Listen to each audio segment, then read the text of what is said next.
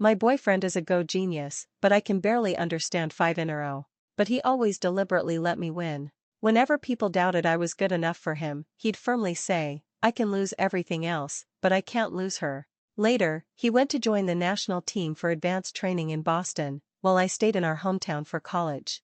We were long distance for 4 years, video calling every day. He'd rush back to see me whenever he had a break, his train tickets piled into a thick stack. We never thought we'd break up. Until, during one tournament, he intentionally let his charming, genius female teammate gain ground 7 times during one match. I knew then. It was over. This weekend I made a special trip home to watch Ethan's Go tournament with both our parents. This spring championship was intense. Besides Ethan, 2 other American players had made it to the quarterfinals. After months of preparation and fierce competition, the Korean team was completely eliminated, leaving Ethan and another American player in the best-of-3 final. Ethan and his opponent tied the first round, so today was the decisive 3rd game. Ethan's mom was thrilled to see me back, waving me over. Sarah, quick, come sit down, the match hasn't started yet. I smiled and handed the gifts I'd bought to Ethan's mom and my own mom. My mom tapped my hand reproachfully. Honestly, it's your boyfriend fighting for the championship, and you're still so casual about it, not even coming back earlier. I took my mom's hand coaxingly. I was busy with schoolwork, but I rushed back, didn't I? Ethan's mom chuckled and waved her hand. Don't give Sarah a hard time. Sarah's graduating this year, she's definitely busy. By the way, Sarah, I remember you got into grad school in Boston, right? I slowly nodded. That's wonderful. Then you and Ethan can finally be in the same city, no more long distance. Ethan's mom patted my head sympathetically. It's been hard on you alone these past few years. When the time comes, Ethan better make it up to you properly. Oh, has Ethan been in touch with you recently? I pressed my lips together and gave a reluctant nod. Of course, we've been in touch, but he's been busy preparing for the tournament. Ethan's dad chimed in. Sarah, if Ethan gives you any trouble, you tell Uncle, and Uncle will teach him a lesson. Ethan's mom quickly agreed. Yes, don't you hesitate to tell us. Uncle and Auntie watched you grow up, we've long thought of you as our daughter-in-law. My parents exchanged a smile. I smiled and nodded, quickly pointing to the TV to divert their attention. The match is about to start. Ethan soon appeared on screen. The girl walking in with him was his opponent this time. Watching Ethan smile indulgently at the girl, I silently lowered my head. Normally, for Ethan's matches, I'd be glued to the screen early, waiting. Only this spring championship, I had consciously or unconsciously avoided watching. I took out my phone and scrolled through my chat history with Ethan. Our last conversation was half a month ago. Ethan had told me he needed to go into seclusion to prepare for the finals, and then there was silence. Before, no matter what competition he participated in, even during secluded training, he never lost contact with me. But this time it was simply because his opponent was that genius Go Prodigy, Chloe. Ever since this girl named Chloe joined the national team, her shadow always seemed to loom between Ethan and me. Ethan never hesitated to praise Chloe in front of me, expressing his admiration for her. Sarah, you know, Chloe used an advanced opening sequence against me today. It was amazing, her skill is definitely on par with mine. I really wanted to tell him I had no idea.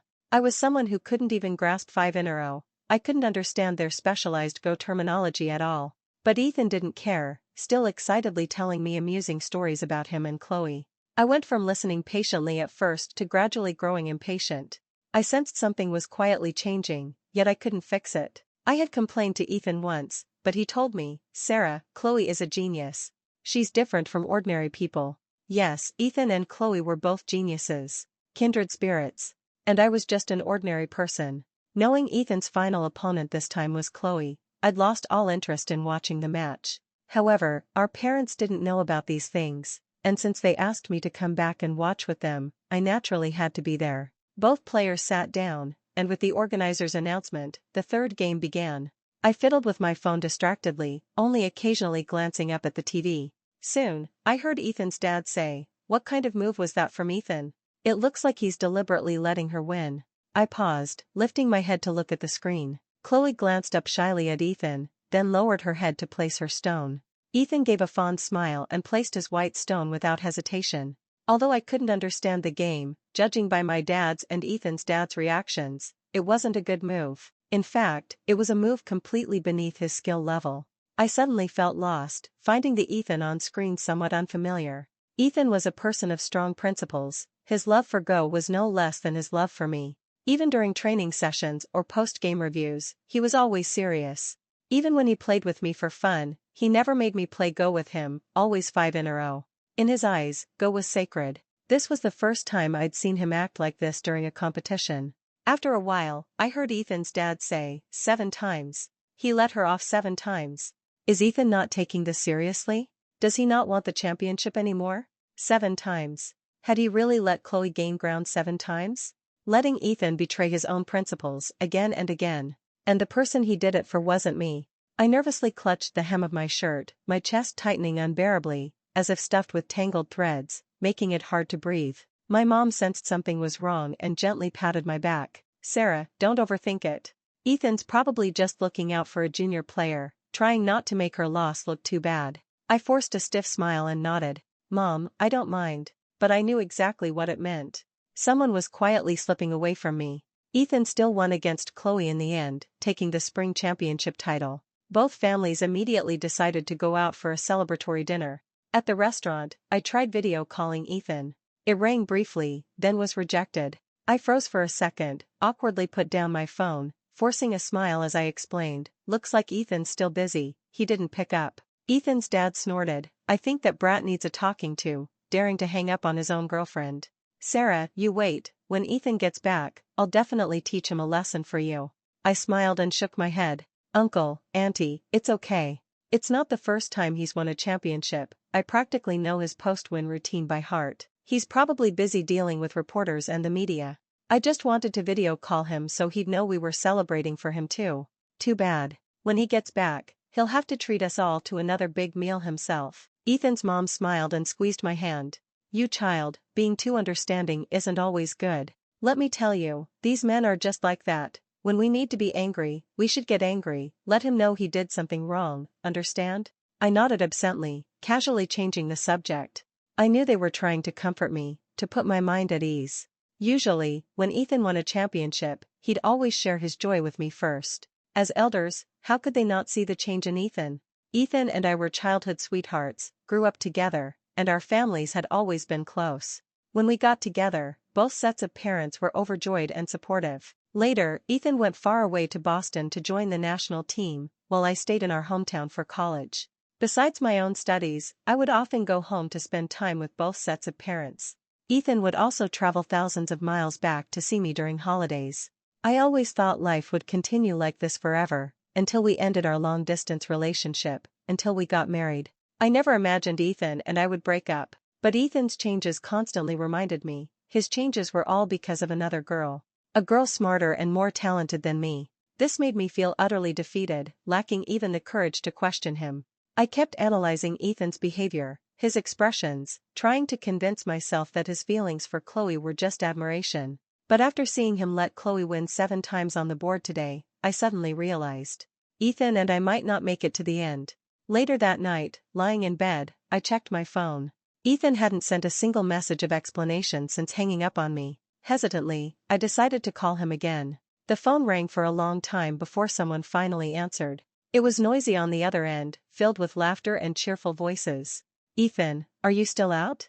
A sweet female voice came through the phone. Hi, are you looking for Ethan? Ethan went to the restroom. He can't take the call right now. May I ask who this is?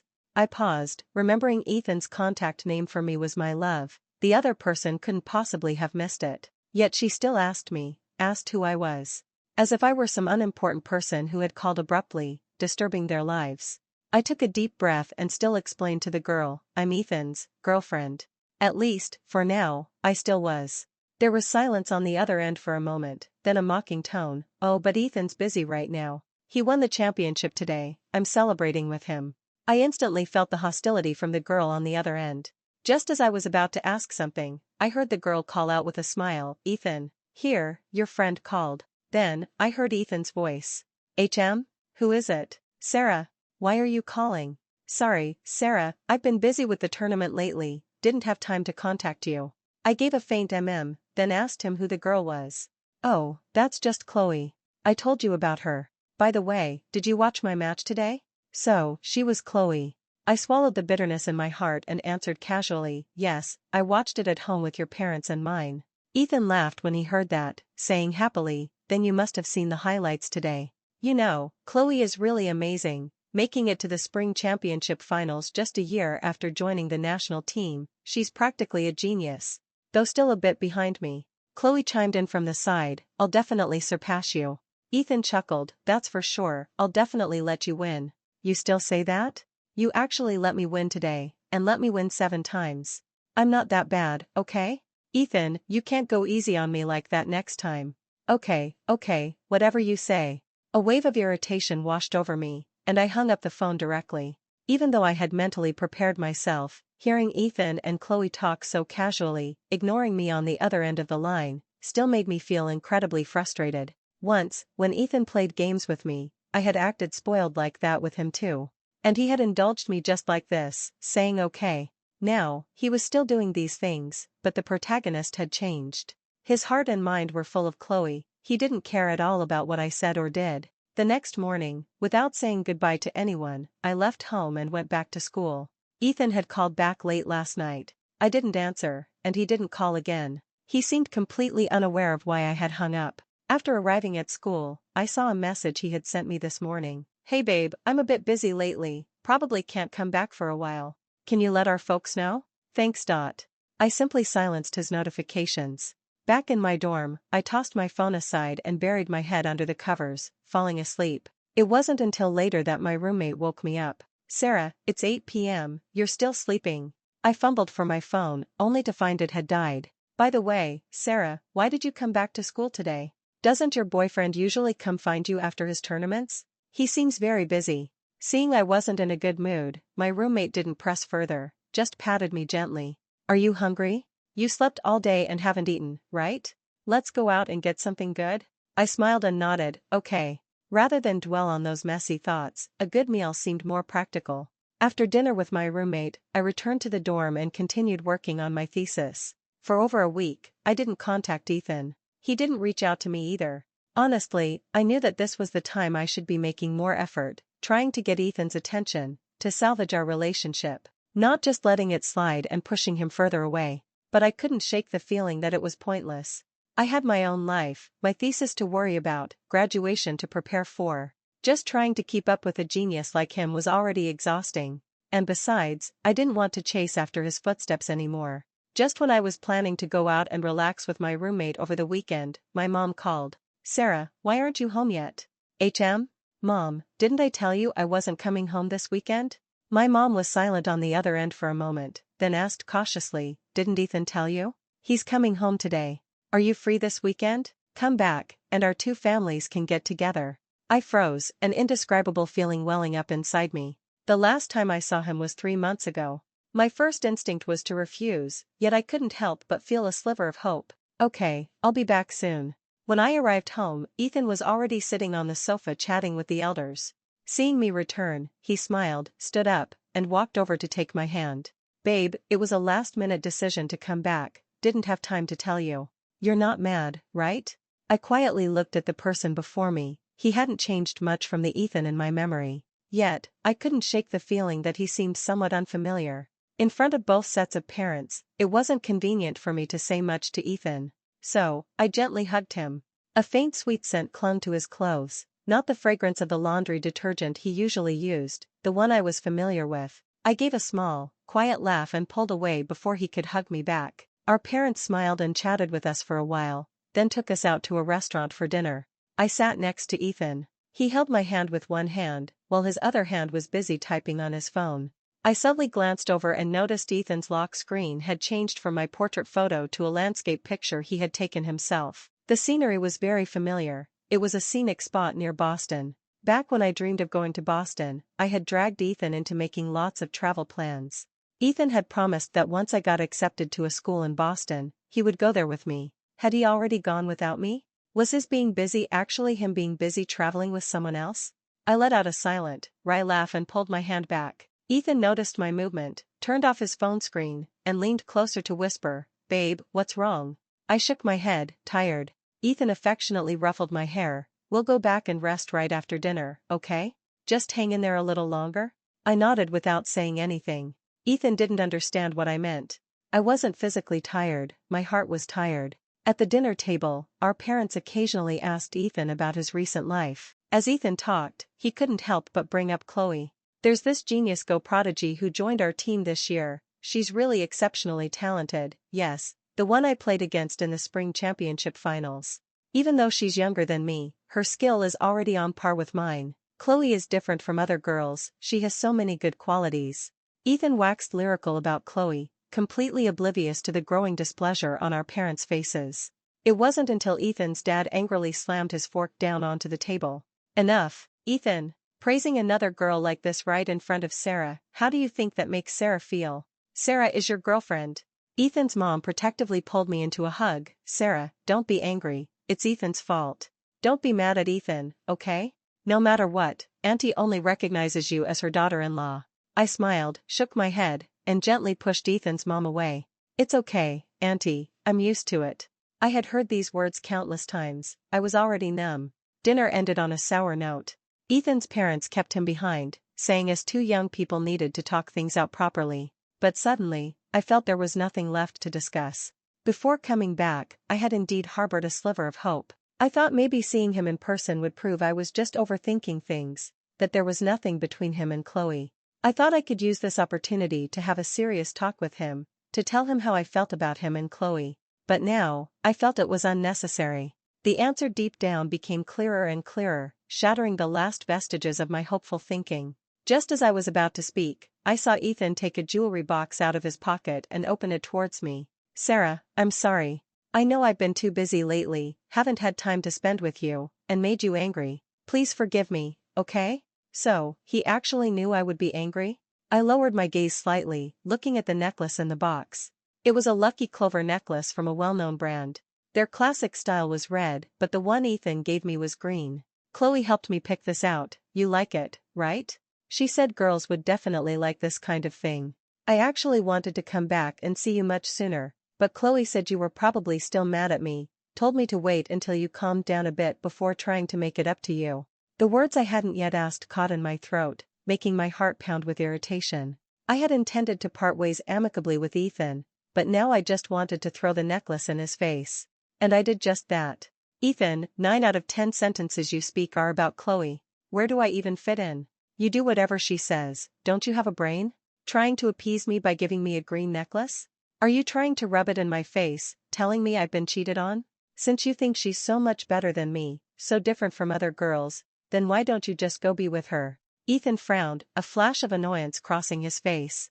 Sarah, can you stop being so unreasonable? There's nothing between Chloe and me. I just think of her as my little sister. She kindly tried to help our relationship, used her own personal time to help me pick out a gift for you. Even if you're not grateful, you shouldn't be here criticizing her. Sarah, when did you become like this? I barely recognize you anymore. I laughed out loud. It's not me who changed. It's your changes that made my attitude towards you change. You want me to be grateful? Grateful for what? Grateful that because of her existence, we're growing further and further apart? Ethan, if you had any consideration at all, you would remember that I hate the color green. Just as Ethan was about to argue further, a sudden ringtone interrupted him. It wasn't Ethan's usual ringtone, instead, it sounded like a specially assigned one. Ethan looked at the caller ID and answered without hesitation. His tone, gentler than he probably realized. Chloe, what's wrong? What? Okay, don't cry. I'll be right back. Ethan frantically hung up the phone. Chloe's drunk, seems to have a bit of a fever. I have to get back to Boston to take care of her. You tell Mom and Dad for me. He paused, then added coldly, Sarah, I hope you use this time to seriously reflect on your mistakes. When you come to Boston, I'll take you to apologize to Chloe. I laughed, unable to stop myself from asking, Chloe has time to call you but not 911? She has a fever, she's not paralyzed and unable to walk. Ethan, it takes 3 hours to get back to Boston from here. Who's faster, you or an ambulance heading to the hospital? Ethan's brow furrowed deeply, his eyes filled with a disgust I had never seen directed at me before. Sarah, when did you become so malicious? Chloe's a genius. She doesn't want to show her vulnerability to outsiders. As her friend, naturally, it's my duty to go back and take care of her. Besides, she's my junior teammate. Can't you be a little more understanding? I smiled, tears instantly welling up in my eyes. I never thought I would one day hear Ethan call me malicious. 20 years of knowing each other, 6 years together. all outweighed by the 1 year he had known Chloe. I held back my tears, picked up the jewelry box from the floor, and shoved it directly into Ethan's chest. Ethan, goodbye. From now on, I never wanted to see him again. When I got home, I found Ethan's parents were there too. Seeing me return alone, they both looked surprised. Sarah, where's Ethan? I forced a smile, trying to sound casual as I told them he had team business, so he went back early. A malicious thought crossed my mind, to tell his parents the real reason, make them resent Chloe before they even met her, ensure that even if Ethan and Chloe got together, they wouldn't have his parents' approval. But then I thought, forget it. That was Ethan's business, it had nothing to do with me anymore. Ethan's mom pulled me over, her face full of sympathy. Sarah, Ethan let you down. But don't worry, Uncle and Auntie will always be on your side. If he really dares to do anything to hurt you, we definitely won't go easy on him when we deal with him. If you're feeling insecure, how about when you graduate, we get you two married? I'll go drag Ethan back, make him obediently go work at his dad's company, forget about Go. Anyway, he's not young anymore, even if he loves Go, it can't be his whole life's career, right? I shook my head. Auntie, I'm still young, I don't want to get married yet. As for the rest, let's just let things be. Ethan's mom understood my underlying meaning and sighed disappointedly. My mom came over and led Ethan's mom aside, comforting her in a low voice. My dad gently patted my shoulder. How about I help you ask for some time off from school? You could go to Boston first and check on Ethan? No thanks, Dad. I'm really busy. Besides, I had truly done my best. I didn't want to waste any more time on Ethan. It was time for us to end. Several days later, Ethan suddenly called me. I answered. Unexpectedly, Ethan's first words were, Sarah, have you reflected properly? I was speechless, genuinely unsure what exactly I needed to reflect on. A few days prior, I had suddenly received a friend request on my social media. I accepted it and asked who it was, but the person didn't reply. Instead, they sent me a photo. It was a selfie of Chloe and Ethan. Chloe was leaning affectionately against Ethan, beaming at the camera. Ethan was looking down slightly, gazing tenderly at Chloe. I didn't reply, I just blocked the account immediately. I knew this was Chloe provoking me. I couldn't understand why a so-called genius Go Prodigy would feel any pride in stealing an ordinary person's boyfriend. But Ethan's affairs no longer stirred even a ripple of emotion within me. I thought this incident clearly indicated Ethan's stance, that we had essentially broken up by default. I never expected him to call me again, demanding to know if I had reflected properly. Was this some kind of kinky game between him and Chloe? Utterly boring. When Ethan on the other end heard my silence, he urged impatiently, Sarah, say something, don't play dead. I was originally planning to give you the cold shoulder for a while longer, but Chloe said that wasn't nice. So I'm calling today to ask you, have you finally figured things out or not? I nodded silently. Yes, I figured it out. Just as I was about to suggest breaking up, I heard Chloe's tearful voice from the other end of the line, sob, sob. Ethan, I had a nightmare, I dreamed you left me. I'm so scared. Ethan's voice moved further from the phone, his tone clearly anxious. No, Chloe, sweetie, that was just a nightmare, I won't leave you. Oh really? Ethan stated firmly, of course. Ethan, will never leave Chloe. The last time I overheard Ethan and Chloe's conversation on the phone, I felt annoyed and angry. This time, I found it increasingly comical. Were they some kind of performance artists? I decisively hung up the phone, found Ethan's chat window, and sent him a message. Ethan, I figured it out. Let's break up. Ethan seemed to panic, constantly sending me messages, calling, and trying to video chat. I simply turned off my phone. The next morning, while I was still asleep, my roommate shook me awake. Sarah, your boyfriend, oh, sorry, your ex-boyfriend is here looking for you. I stood downstairs from the dorm and looked. Sure enough, Ethan was standing below our building. I had no idea how he suddenly found the time to rush over like this. I sighed, casually washed up, and went downstairs. Since he had come looking for me, I might as well tell him face to face. Just as I reached the bottom of the stairs, I saw Chloe suddenly appear from nowhere, trying to pull Ethan away. Ethan, let's go back. She obviously doesn't love you anymore. Why are you humiliating yourself here?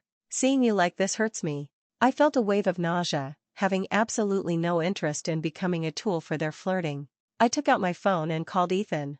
Ethan answered quickly, his voice excited. Hello, Sarah, I'm downstairs at your dorm, you. Ethan, put it on speakerphone. Ethan looked puzzled, but I saw him do as I asked.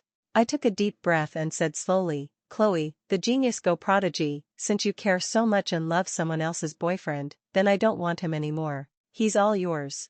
My voice wasn't loud, but the passing students nearby heard everything, stopping to stare at Chloe and Ethan. I couldn't be bothered, hung up the phone, turned around, and went back to the dorm. That afternoon, I heard from my roommate that our incident had made it onto the campus gossip page. Someone had even recognized Ethan and Chloe. However, since they weren't students at our school, it didn't really affect them much. Still, Ethan called me to complain. He said our personal issues had nothing to do with Chloe and that I shouldn't drag innocent people into it. I didn't want to waste my breath arguing with him. I simply forwarded him the photo Chloe had sent me. Ethan, I've seen you when you loved me. I know better than you do that you love her. Ethan finally fell silent. Just to be safe from his occasional reappearances, I blocked and deleted all his contact information. It was painful at first. Suddenly becoming strangers with someone you've known for so many years is hard for anyone to accept initially. But what difference did one less person make? Life still had to go on, my thesis still needed to be completed, I would still graduate, and I would still go to grad school in Boston. None of this had anything to do with Ethan anymore. It wasn't until after graduation that I went home and told my parents I had broken up with Ethan. I didn't mention Chloe, I just told them we weren't compatible and had parted ways amicably. But they instinctively thought of the girl, Chloe, whose name Ethan always had on his lips. They were somewhat angry, even wanting to go to Boston to confront Ethan face to face. I stopped them. Relationships are complicated. The Ethan of the past truly loved the Sarah of the past, the Ethan of today simply doesn't love her anymore. Besides, after 4 years of long distance, I actually feel like my own feelings for him faded quite a bit too. We both made mistakes in this relationship. Out of consideration for the friendship between our two families, I didn't want to completely sever ties. We were all adults, things didn't have to end in a bitter fight. Later, my parents told his parents. Ethan's mom cried until her eyes were swollen, hugging me and repeatedly apologizing. Ethan's dad sat with my dad, murmuring constantly, his voice also choked with emotion. As I comforted Ethan's mom, I couldn't help thinking how unfair Ethan was, making me, the victim, comfort his own mother. However, his parents quickly recovered and even suggested we all go on a trip together. So, my still unpacked suitcase was immediately taken along as we went traveling with them. I decided to push all those annoying matters to the back of my mind and enjoy the pleasures of traveling. Unfortunately, things didn't go as planned. We had just finished touring Italy and Switzerland and arrived in France. While checking into the hotel, we ran into Ethan, whom we hadn't seen in a long time. And accompanying him, naturally, was that genius girl, Chloe. I glanced at them once and quickly looked away. Ethan happily greeted both sets of parents, then looked at me, hesitant, with a hint of guilt in his expression. I gave a slight nod, considering it a greeting. I knew that given the relationship between our families, it would be difficult to completely avoid contact. But it didn't matter. He was busy, and I was busy. We wouldn't actually see each other much in the future. Chloe frowned, grabbed Ethan's arm, leaned against his shoulder, and looked at me triumphantly. "Hello Uncle, Auntie. I'm Ethan's girlfriend, Chloe." Ethan's parents both scoffed coldly and immediately turned to surround me. "Sarah, is check-in done yet? If not, let's just switch hotels. Staying here is annoying." I smiled faintly and handed them the room keys I had just received. "I think this hotel is quite nice, pretty big, and check-in is already done." Chloe, perhaps spoiled and used to getting her way, rarely treated with such disregard, angrily pushed Ethan away. "Ethan, you're too much. Letting your ex-girlfriend bully me like this." She covered her face and ran outside. Ethan was so stressed that he rushed out after her without even saying goodbye to his own parents. I couldn't help but let out a small laugh. So this was the genius girl Ethan claimed was different from ordinary girls? She didn't seem all that different. Ethan, for some reason I couldn't fathom, insisted on having dinner with us. He specifically mentioned it would be his parents, my parents, and me. It was hard not to suspect this was an idea from Miss Chloe herself. The purpose, undoubtedly, was to flaunt their relationship in front of me, to provoke me. Ethan's dad refused without even thinking. Why would we eat with that brat? Wasting his tournament prize money fooling around instead of working. Just seeing him makes my blood boil. Ethan's mom, however, pulled me aside to discuss what we should eat tonight. I suggested, let's just eat with Ethan and them. He still hasn't treated you, Uncle and Auntie, to a meal since winning the championship. Let's take this opportunity to make him spend some money. Our group arrived at the restaurant, where Ethan and Chloe were already waiting. Chloe shot me a hateful glare, then put on a beaming smile and walked over to link arms with Ethan's mom. "Auntie, I carefully picked this restaurant. I heard the ratings are very high, and the view is great. You and Uncle should come sit over here quickly." Ethan's mom coldly pulled her hand away and linked her arm with mine instead. "Sarah, your mom and I will sit next to you." Without giving me any chance to react, the four parents arranged themselves around me at the table, flanking me on either side. It looked like they were leading me into battle against Ethan and Chloe. I chuckled silently. I hadn't expected my earlier thought to come true. Ethan's parents genuinely disliked Chloe. But more than amusement, I felt touched. Ethan was their biological son, yet they weren't blindly defending him. Instead, they treated me like their own daughter, protecting me, even willing to oppose their own son. I gently squeezed Ethan's mom's hand back, expressing my gratitude. A flicker of embarrassment crossed Ethan's face. He silently got up and coaxed Chloe back to her seat. During the meal, Ethan and Chloe kept trying to strike up conversations with us. But my parents completely ignored them. Ethan's parents were even more cutting, constantly making snide remarks and finding fault, playing the role of the malicious in-laws to perfection. In the end, it culminated with Chloe crying and running out of the restaurant again. I don't know if Ethan and Chloe were in a good mood or not. But these four parents were definitely in high spirits. After eating and drinking their fill, they dragged me back to the hotel to watch them play mahjong. I was stunned when I saw them pull mahjong tiles out of their luggage. Sitting beside them grew boring, so I decided to go outside for a walk. But seeing Ethan and Chloe arguing on the street corner, I deeply regretted my decision.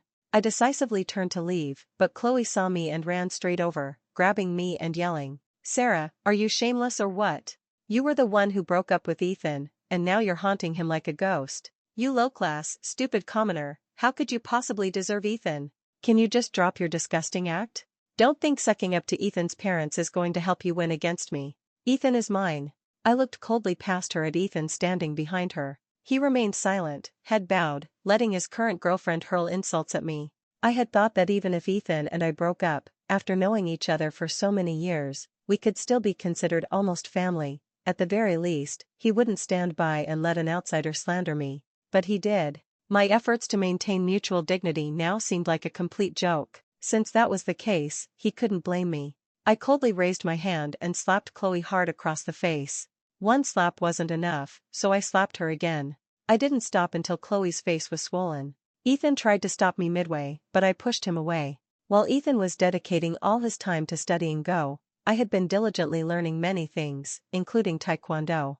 Ethan really couldn't stop me. After all, I was just an ordinary person, not as smart as them, so I had to learn more skills to improve myself. I shook my hand, then pushed Chloe directly towards Ethan. "Chloe, I remember telling you, I don't want Ethan anymore. He's all yours. I don't have a habit of picking up trash, nor am I interested in going back to an ex. You call me low-class, unworthy of Ethan. But how noble are you?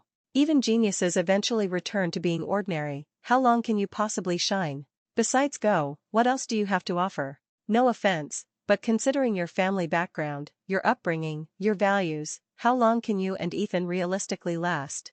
If I remember correctly, you rely on national subsidies to get by, right?" I slowly lifted my head to look at Ethan, unable to suppress a laugh. "Ethan, you disgust me. Bringing your current girlfriend to the honeymoon destination you planned with your ex-girlfriend? Are you trying to disgust me, or are you disgusting Chloe? You can't let go of your feelings for me, yet you love Chloe. Ethan, that's not fair to anyone." I didn't see Ethan or Chloe again after that day. After finishing the trip with my parents and his, I packed my luggage and moved to Boston early. Boston is a big city. I wasn't worried at all about running into them. The next time we met was during the New Year holiday. I went home early to spend the holiday with both sets of parents. I just didn't expect Ethan to be back. He was alone. Usually, their team was quite busy around the new year, and Ethan hadn't been home for the holiday in a long time. He looked quite different from my memory. That proud, youthful energy seemed to have been smoothed out, replaced by a more mature, subdued air. As usual, I just nodded as a greeting and then ignored him, going to help prepare the New Year's Eve dinner. During dinner, I chatted easily with my parents and his. Ethan was completely left out. But since his own parents weren't inclined to talk to him, I naturally had nothing to say either. After dinner, I planned to go to my room and play on the computer, but Ethan stopped me. After stopping me, he didn't rush to speak, just quietly looked at me, his eyes holding an emotion I couldn't decipher. After a long while, so long that I heard my mom happily shout mahjong, from downstairs, Ethan finally spoke slowly. Sarah, have you been doing okay?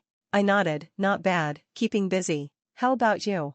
Ethan gave a helpless tug at the corner of his mouth, leaning tiredly against the wall, and started talking to me as if to himself. Not good at all. Sarah, being without you is really not good. I know my behavior before was wrong, caused misunderstandings for you.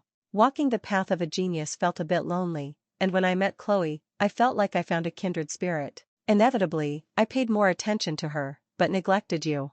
I didn't realize it back then. Later, when I stepped back and looked at the situation from an outsider's perspective, I realized how much I had unintentionally hurt you.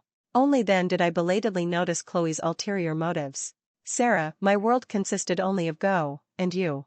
I hadn't interacted with other girls, couldn't see through Chloe's little schemes. It was Chloe who confessed to me back then, and partly out of spite towards you, I agreed. You know, my senior female teammate came and chewed me out. She said I deserved it, losing a great girl like you to be with a manipulative schemer like Chloe. At that moment, my first reaction was actually to ask her what manipulative schemer meant.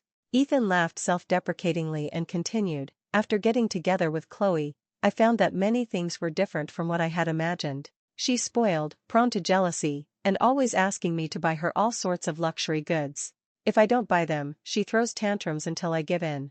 Sarah, I've been really miserable. Every time late at night, I miss you so much. Every time, I wish I could see you in my dreams. But you're so heartless, you never once entered my dreams. Sarah, I miss you so much. I listened quietly until he finished, then slowly asked, so? Does that have anything to do with me? Ethan paused. A ringtone interrupted what he was about to say. Ethan looked at the screen, obvious annoyance on his face. Chloe, I told you I'm home for the new year, can you stop making trouble? Only then did I realize it was Chloe calling. That special ringtone for Chloe had already been changed back to the standard one. A shrill female voice erupted from the phone, so loud I could hear it clearly standing nearby. Ethan, don't think I don't know you just ran back there to see Sarah. You fucking bastard, traveling all that way just to screw Sarah, truly fucking shameless. I am your official girlfriend, do you understand? Can't you give me some sense of security? Ethan frowned, his tone somewhat harsh. Chloe, don't be unreasonable with me. Sarah's parents and my parents are old friends. Our two families have spent New Year's together like this for years.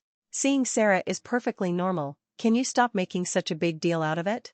I quietly listened to Chloe's hysteria, watching Ethan coldly shift the blame onto her. It was as if I saw the Ethan from that time educating me in the same way. I shook my head and turned to open my bedroom door. Ethan frantically grabbed me, completely forgetting Chloe was still on the other end of the phone. He looked at me carefully, almost pleadingly asking, Sarah.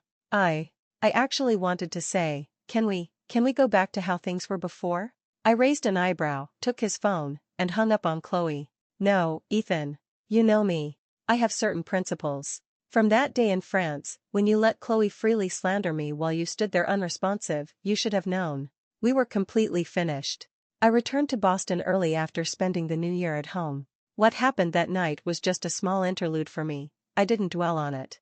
A little over a month later, I learned from my mom that Ethan and Chloe had broken up. The reason was that Chloe was caught cheating during a competition. Only then did Ethan discover that this genius girl had long since fallen back to mediocrity. And the worst part was, Chloe had used Ethan's name when purchasing the cheating device. Chloe also insisted that Ethan had used the device as well. Ethan spent a great deal of effort proving his innocence, and because of it, he missed the new spring championship. His winning streak was forcibly ended. Ethan perhaps couldn't accept such a drastic fall from grace and started using alcohol to numb himself. He drank until his stomach bled and ended up in the hospital. My mom mentioned that since we were both in Boston, I should go visit him on their behalf. I agreed, asked which hospital, and went over one weekend. When Ethan saw me arrive, he was incredibly agitated, struggling to sit up from the bed. Sarah. I placed the fruit I bought aside, my expression blank. My mom asked me to come see how you were doing. I've seen you now. Rest well, I'm leaving. Ethan anxiously called out to stop me. Sarah, I know this isn't the right time to say these things. But I'm afraid if I don't say it now, it'll be too late. I've left the national team. I plan to go home and help Dad manage the company. I'll work hard, start from scratch, and wait for you to finish grad school. Will you give me another chance? I pressed my lips together, turned back, and looked down at him. Ethan, no, I won't. I'm grateful for the love you once gave me, so wholeheartedly that even now, looking back, I don't hold much resentment towards you. The 18-year-old Sarah truly loved the 18-year-old Ethan. But the 24-year-old Sarah will not love the 24-year-old Ethan. I glanced at Ethan's slightly swollen hand where the 4 was inserted, kindly pressed the nurse call button for him, and then left. I'm very particular, and I dislike people who are indecisive in love. Besides, what's missed is missed. There's no point in looking back when you're moving forward.